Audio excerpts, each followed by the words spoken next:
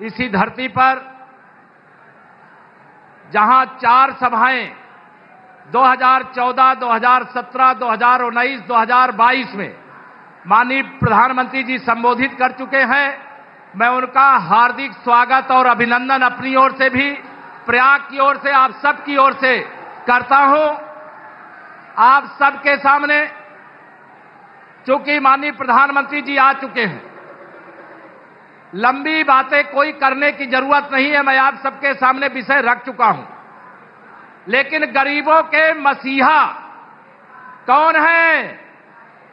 मोदी जी हैं। और गुंडों के हमदर्द कौन हैं? सपा बसपा कांग्रेस के लोग हैं।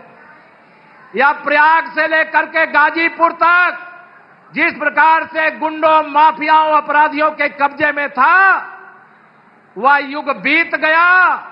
माननीय प्रधानमंत्री जी इसी धरती पर आए थे, आप सबको याद होगा, भारत के पहले प्रधानमंत्री हैं जिन्होंने इसी प्रयागराज में इस कुंभ मेले की सफाई करने वाले कर्मचारियों के चरण धो करके उनको सम्मान देने का काम किया था।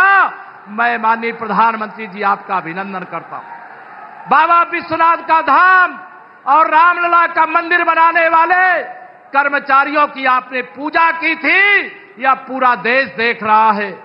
80 करोड़ लोगों के पेट की आग को शांत करने, कोई भूख से न परेशान हो, उसके लिए प्रधानमंत्री गरीब कल्याण अन्न योजना का आपने राशन दिया।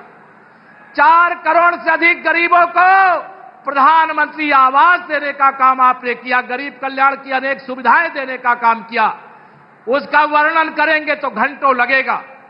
इस देश का गरीब, इस देश का किसान और इस देश की आधी आबादी, माताओं बहनों हाथ उठा के बताओ, मोदी जी के साथ हो कि नहीं हो? यहां पर हमारे किन्नर समाज से भी बड़ी संख्या में लोग आए हैं, वह भी आशीर्वाद देने के लिए। एक तरफ भ्रष्टाचारी हैं, गुंडे हैं, अपराधी हैं, एक तरफ गरीबों के हमदर्द हैं। मैं आप सबसे अपील करूंगा, ये सब किन्नर समाज के लोग हैं, माननीय प्रधानमंत्री जी कृपया बैठ जाएं। मैं आप सबकी ओर से माननीय प्रधानमंत्री जी का स्वागत करते हुए आप सब भी सुनना चाहते हैं।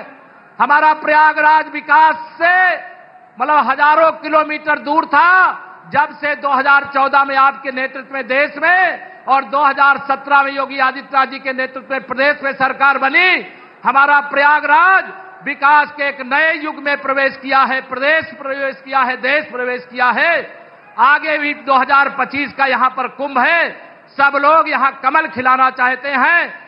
आपको तीसरी बार हिंदुस्तान का प्रधानमंत्री बनाना चाहते हैं, इसे सबका नारा है 4 जून, 4 जून। फिर एक बार यह आपके लिए सब समर्पित है। यही निवेदन करते हुए, आपका स्वागत करते हुए मैं अनुरोध करूंगा, यहां की जनता को अपना उद्बोधन देने की कृपा करें माननीय प्रधानमंत्री।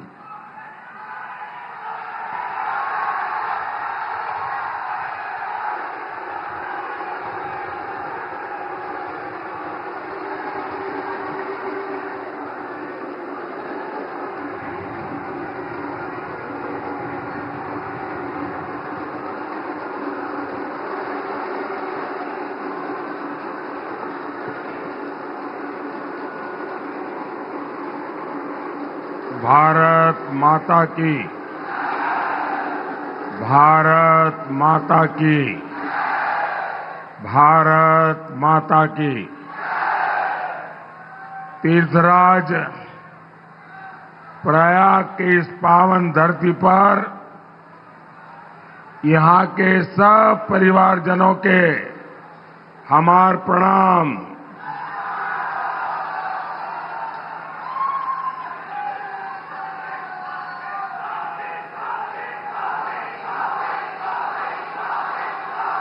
आज मंगलवार है और पास में बड़े हनुमान जी का पावन धाम है। मैं परेड ग्राउंड के इस मंच से प्रयाग के आराध्य और त्रिवेणी को प्रणाम करता हूं।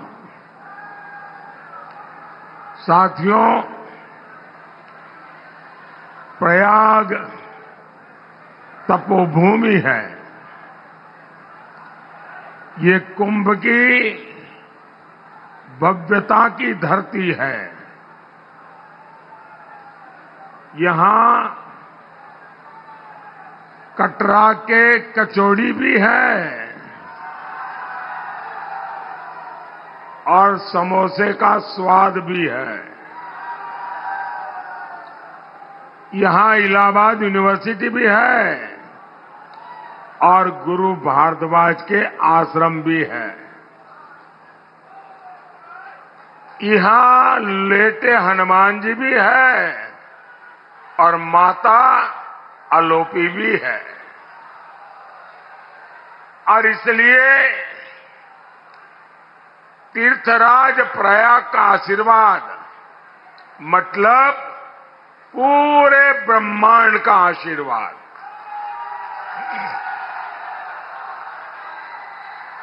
और प्रयाग कैसे अनंत आशीर्वाद दे रहा है, ये आपका उत्साह बता रहा है। साथियों, 24 का ये चुनाव तय करेगा भारत के भविष्य की त्रिवेणी किधर बहेगी।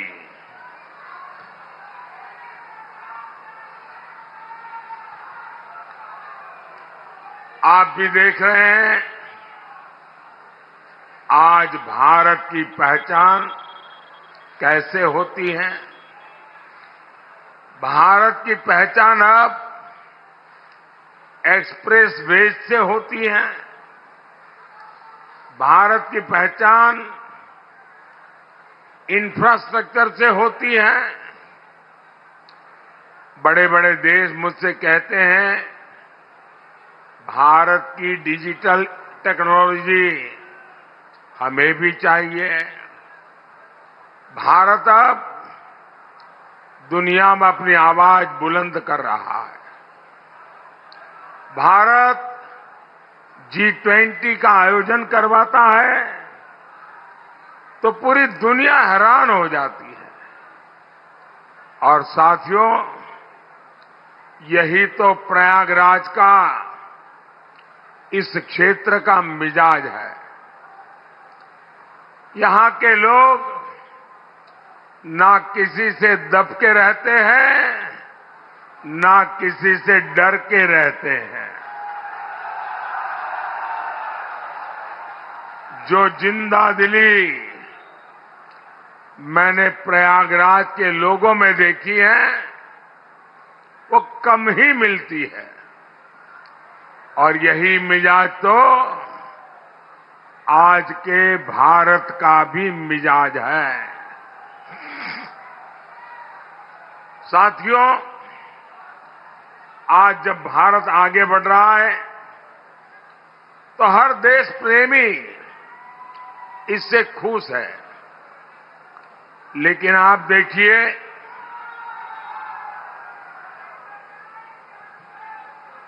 सपा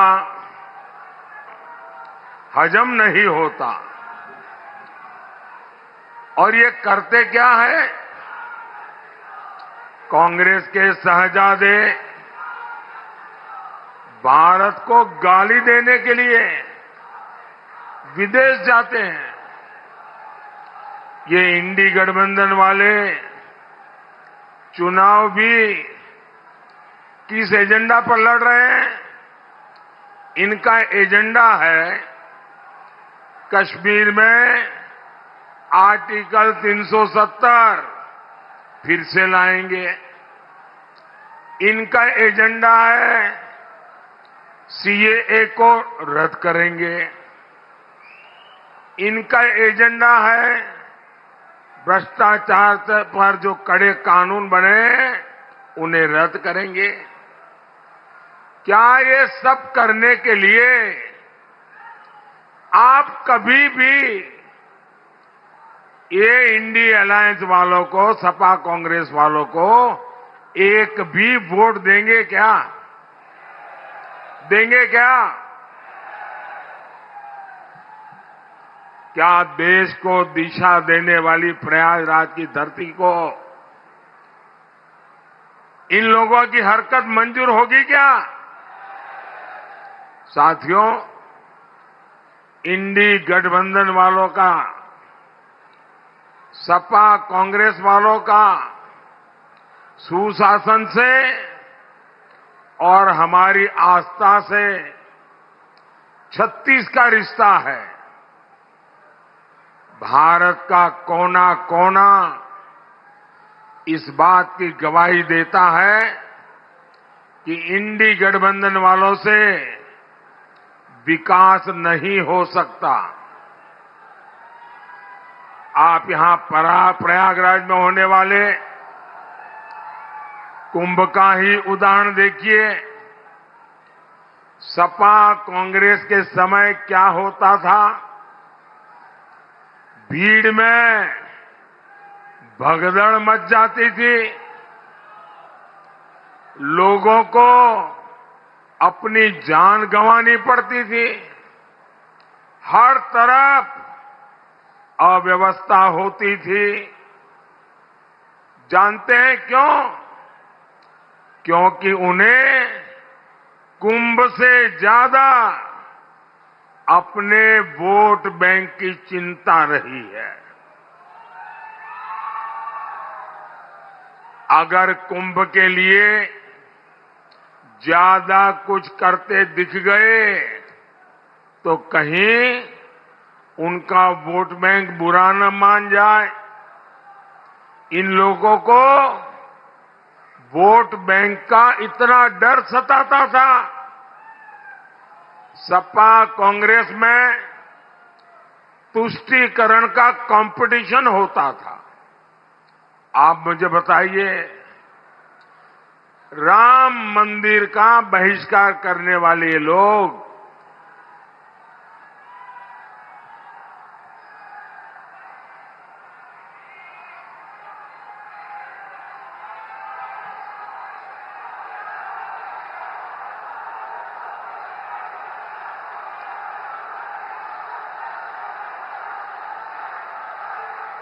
राम मंदिर का बहिष्कार करने वाले लोग, सनातन को डेंगू, मलेरिया कहने वाले ये लोग अगले साल होने वाले कुंभ को क्या कभी अच्छे से करने देते क्या? साथियों, मोदी का मंत्र है विकास भी, विरासत भी। अभी अयोध्या में भव्य राम मंदिर बना है। अब निषाद राज के श्रृंगवेरपुर का विकास भी किया जाएगा। श्रृंगवेरपुर राम वनगमन पथ का प्रमुख तीर्थ बनेगा। क्या सपा कांग्रेस वाले कभी भी ये काम करेंगे क्या? सपा कांग्रेस के शहजादों को अपने परिवार के आगे कुछ भी दिखता नहीं है।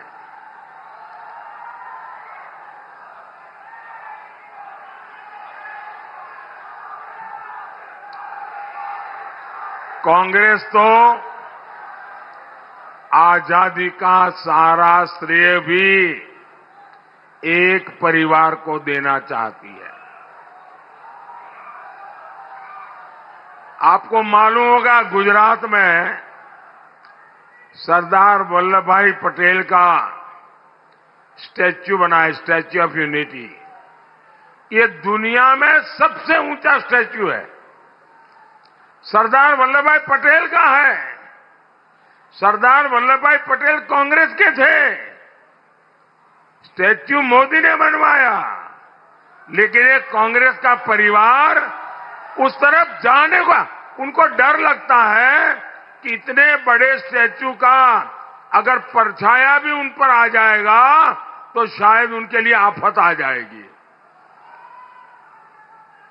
साथियों, सपा और कांग्रेस का चरित्र ही विकास विरोधी है। सपा कांग्रेस के समय प्रयागराज से बहुत भेदभाव हुआ। आपको याद है ना, कैसे बिजली के लिए यहां के लोगों को तरसा कर रखा जाता था। हर दुकान के बाहर जनरेटर का शोर और धुआं रहता था।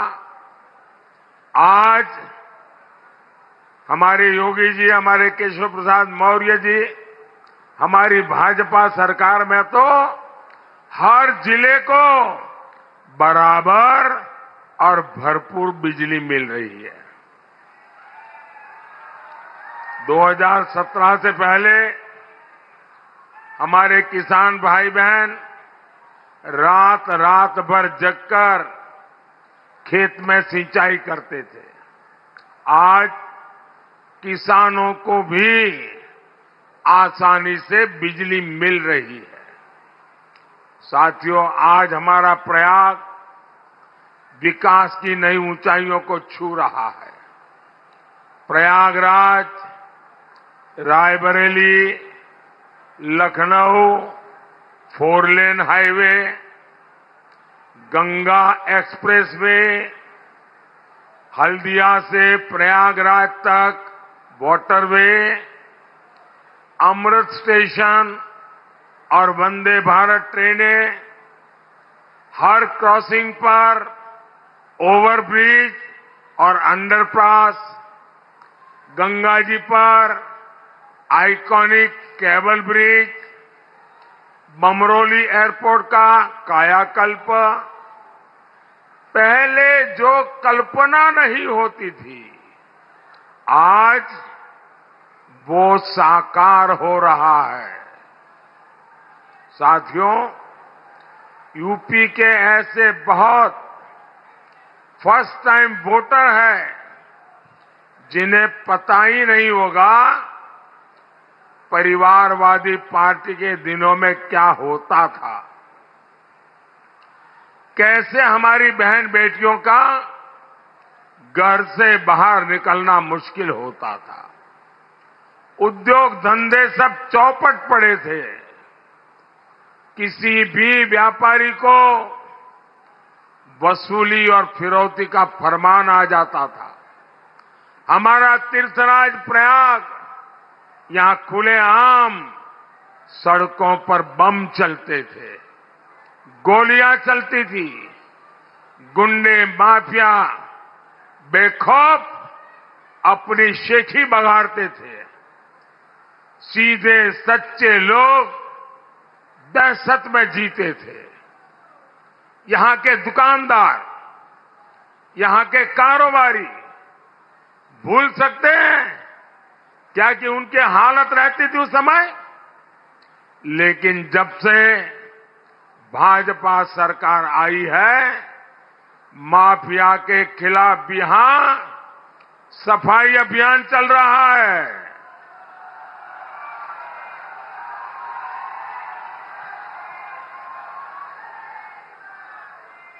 सपा सरकार में माफिया गरीबों की जमीनों पर कब्जा करता था। अब उसके अवैध महल तोड़कर भाजपा सरकार वहां गरीबों के लिए घर बनवा रही है। साथियों, प्रयागराज शिक्षा का इतना बड़ा केंद्र है। यहां के युवा कभी भूल नहीं सकते सपा सरकार कैसे आपके सपनों का सौदा करती थी। मेहनत आपकी, योग्यता आपकी, लेकिन नौकरी किसी और को मिलती थी। नौकरी दी जाती थी जाति देख करके, नौकरी मिलती थी घूस देने वालों को। यूपी पीएससी को इन लोगों ने परिवार सर्विस कमीशन बना दिया था।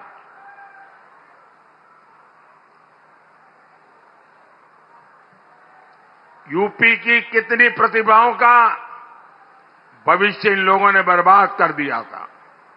साथियों, इंडी गठबंधन वालों की नाव डूब रही है।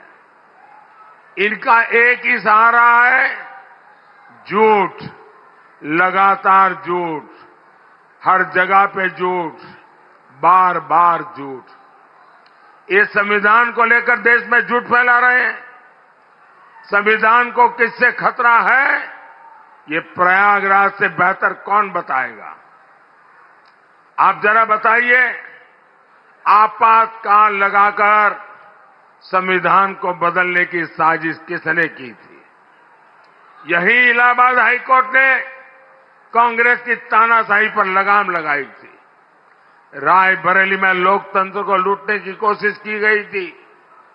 हाईकोर्ट ने उस चुनाव को रद्द करके इंदिरा गांधी के चुनाव लड़ने पर रोक लगा दी थी। भाइयों और बहनों, इतने साल बीत गए, लेकिन कांग्रेस पार्टी का चरित्र नहीं बदला।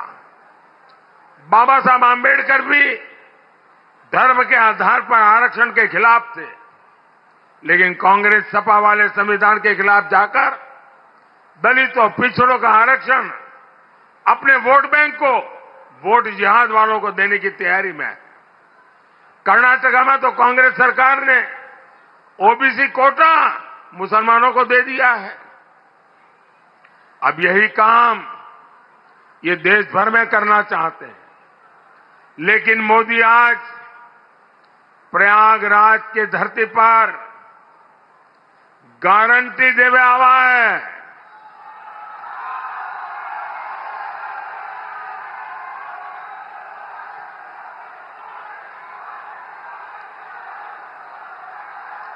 मैं दलितों पिछड़ों का आरक्षण इन लोगों को छीनने नहीं दूंगा, और ये मोदी की गारंटी है।